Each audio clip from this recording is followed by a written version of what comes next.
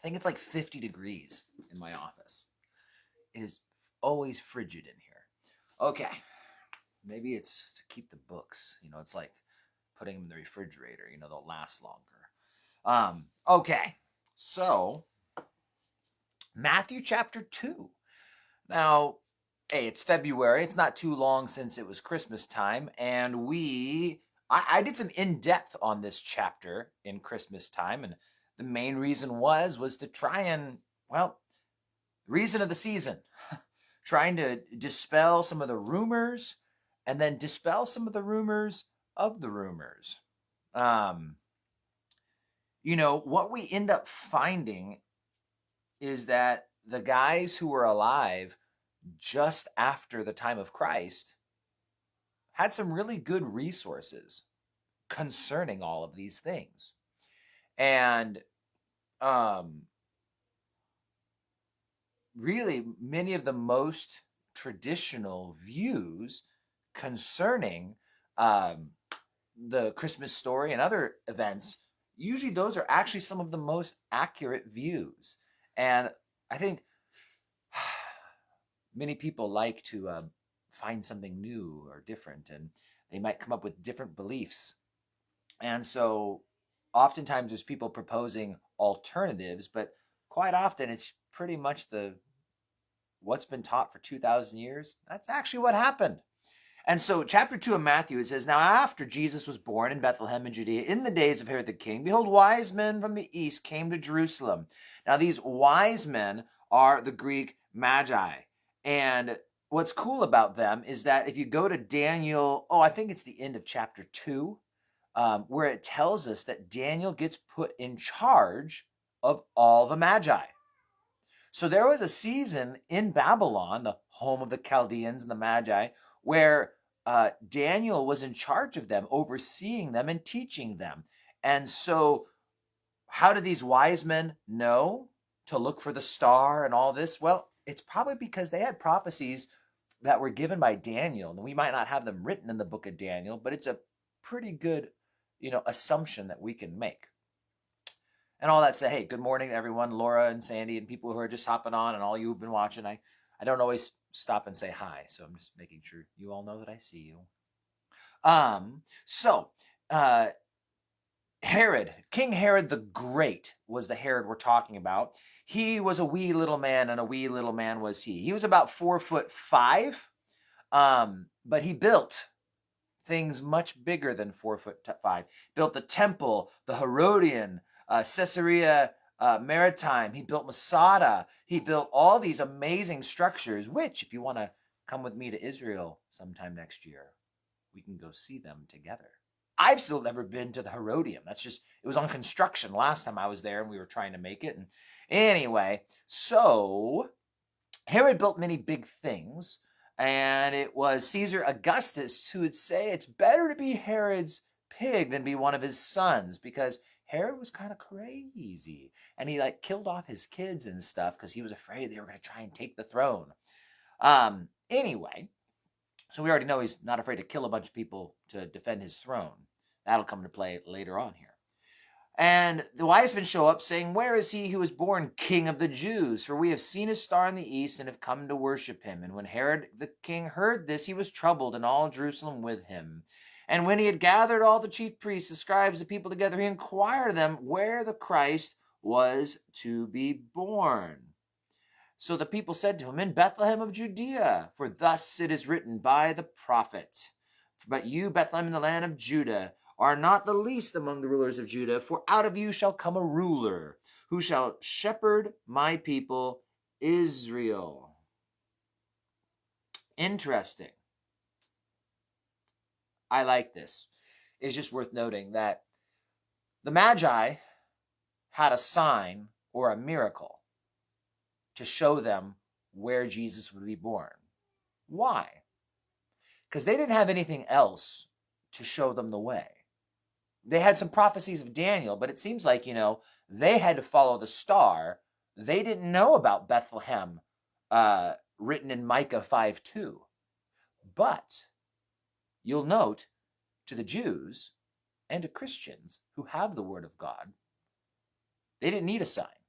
It's thus it is written. Pretty simple and straightforward, but it's a worth noting thing that when we've got the Bible telling us plainly what to do, and I mean, this is what you do. We don't need a miracle or a sign to show us the way. You know, if you're praying, God, should I marry this person? Send me a sign. And the person's an unbeliever, well, you don't need a sign.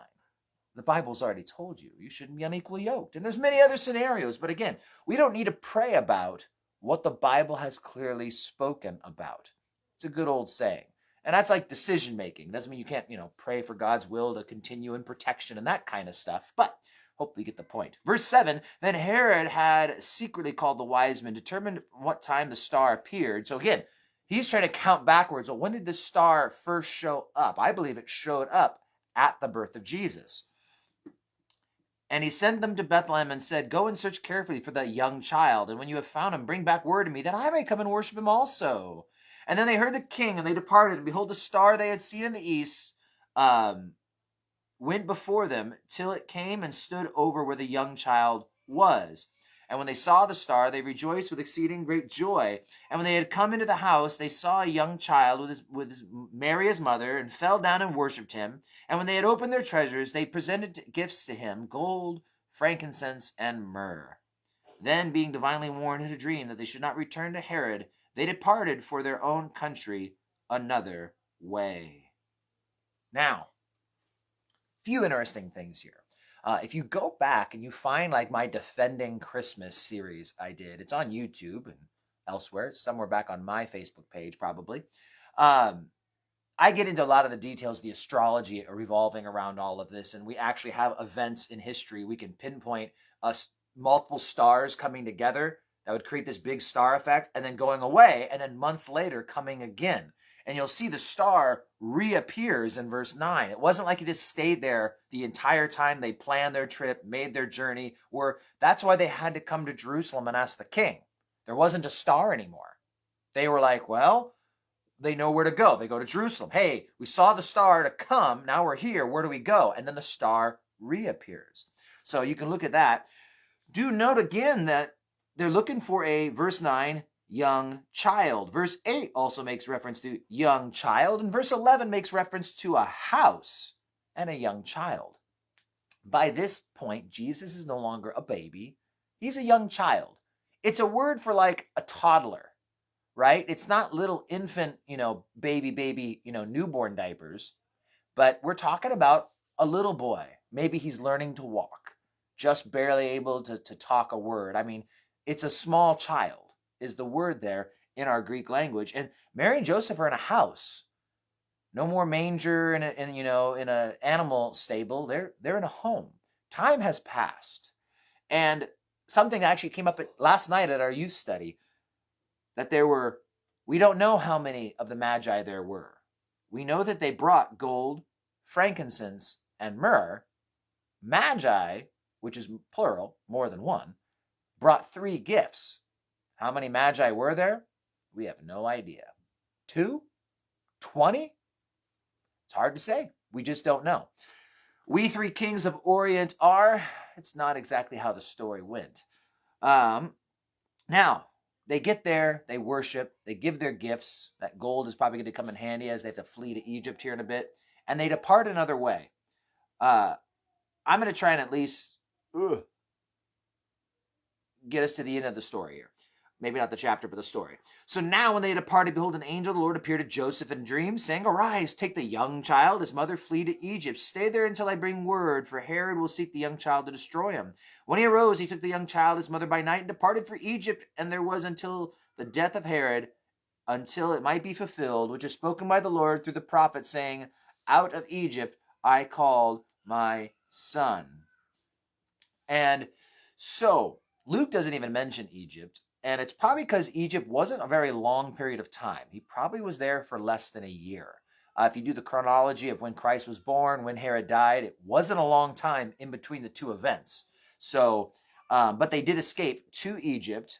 And meanwhile, verse 16, Herod, when he saw that he was deceived by the wise men, he was exceedingly angry. He sent forth and put to death all male children who were in Bethlehem and all its districts from 2 years old and under. So, according to the time which he had determined from the wise men. Then it was fulfilled. The prophet of Jeremiah spoke, saying, "A voice is heard in Ramah, lamentation, weeping, and great mourning. Rachel is weeping for her children, refusing to be comforted because they are no more." Interestingly, I'm looking back at my notes. Give me a second. Sorry. People actually estimated that there's probably about 6 to 20 kids that were massacred.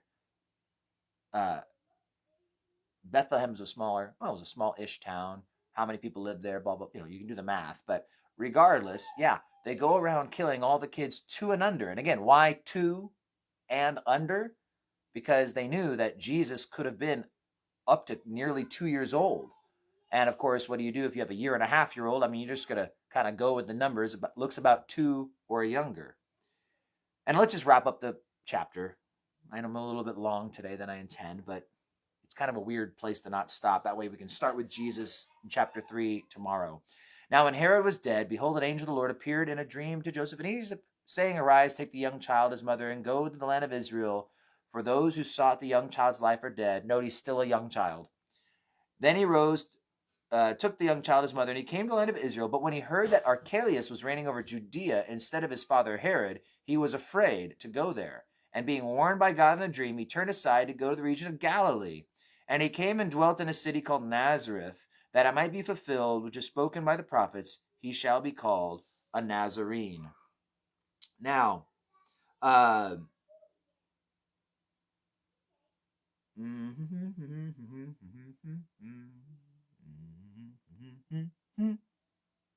okay.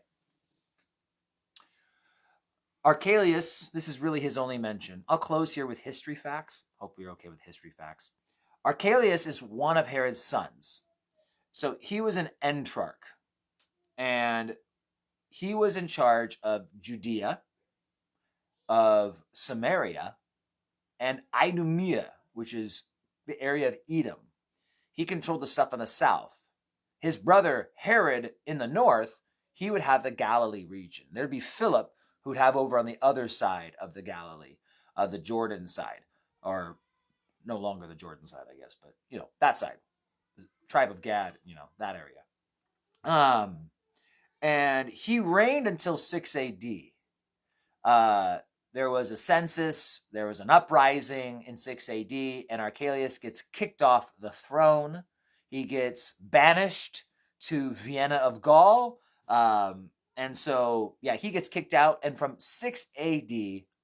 forward, the area that had originally been entrusted to Archelaus was given over to Roman proconsuls. And so we see Pilate in the time of Jesus. There were people before Pilate. Pilate didn't come until 26 A.D. And so that is why we have a king up north in Galilee, King Herod, but down south we have a proconsul at the time of the crucifixion. So again, a little more history and whatnot. And just last but not least, do note that we see Matthew again. How many times did he quote the prophets, quote the scriptures? He shall be called a Nazarene, right? All these prophets being fulfilled. That prophet, out of the Lord I call out of Egypt I call my son, boom, as it is written, but you, Bethlehem. Matthew was writing to a Jewish audience primarily with the intent of emphasizing and clarifying and proving that Jesus Christ was the Messiah and the King of Israel. And so he will quote the Old Testament more than any other gospel writer. And I love it how every gospel writer has their own little flares and the ways they write a little differently. So we'll be picking up a lot of Old Testament prophecies being fulfilled as we continue on. That's it. I've come to an end. Matthew chapter 3 tomorrow morning at 7:30 a.m. God bless you guys. Good to see you guys. And I will see you guys tomorrow. Boom. Take care.